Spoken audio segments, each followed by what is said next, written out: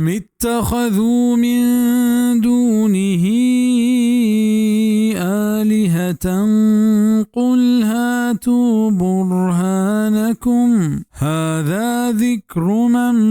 معي وذكر من قبلي بل أكثرهم لا يعلمون الحق فهم معرضون.